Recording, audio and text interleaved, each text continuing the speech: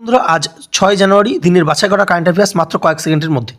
তো প্রথম প্রশ্ন তোমরা দেখতে পাচ্ছ যে 2026 এই যে 2026 সালটাকে ইয়ার অফ নেটওয়ার্কিং এবং ডেটা সেন্ট্রিসিটি ঘোষণা করলো ভারতীয় সেনাবাহিনী। তো ভারতীয় সেনাবাহিনী আধুনিক যুদ্ধ অস্ত্র এবং আধুনিক যে প্রযুক্তিকরণের জন্য কিন্তু এই 2026 সালটাকে ইয়ার অফ নেটওয়ার্কিং এবং ডেটা সেন্ট্রিসিটি হিসেবে কিন্তু ঘোষণা করলো। নেক্সট দেখতে পাচ্ছ যে রেয়ার আর্থ রিজার্ভ রিপোর্ট, এই রিপোর্টে বিশ্বব্যাপী ভারতের স্থান কত? তৃতীয়।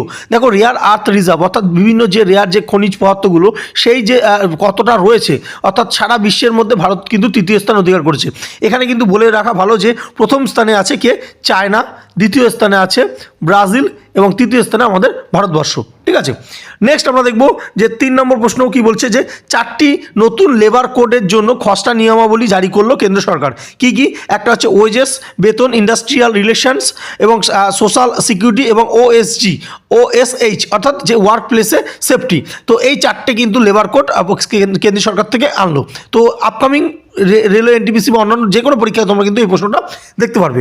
নেক্সট দেখতে পাচ্ছ যে জাতীয় পাখি দিবস পালন করা হয় কবে? 5ই জানুয়ারি ভারতবর্ষে কিন্তু জাতীয় পাখি দিবস পালন করা হয়। পাখি সম্পর্কে যে অ্যাওয়ারনেস, অনেক পাখি তোমরা জানো যে আমাদের যে এখন দেখা যায় না, ঠিক আছে, তো অর্থাৎ বিলুপ্ত হয়ে যাচ্ছে। তো সেই পাখি অ্যাওয়ারনেসের জন্য কিন্তু এই 5ই জানুয়ারি এটা পালন করা হয়। নেক্সট দেখতে পাচ্ছ যে অটল স্মৃতি ন্যায় সোসাইটি এর প্রেসিডেন্ট হলেন কে? আমাদের প্রাক্তন যে উপরাষ্ট্রপতি ছিলেন ভেঙ্কাইয়া নাইডু। এই অটল স্মৃতি ন্যায় সোসাইটি, এটি দিল্লিতে একটি স্মৃতিস্তম্ভ এবং এটি একটি ট্রাস্ট। তো এর কিন্তু প্রেসিডেন্ট হলেন ভেঙ্কাইয়া নাইডু। তো এরকম টাইপের কারেন্ট অ্যাফেয়ার্স প্রত্যেক দিন পেতে আমাদের চ্যানেলটি সাবস্ক্রাইব করো, পাশে থাকা বেল আইকনটি ক্লিক করো। ধন্যবাদ।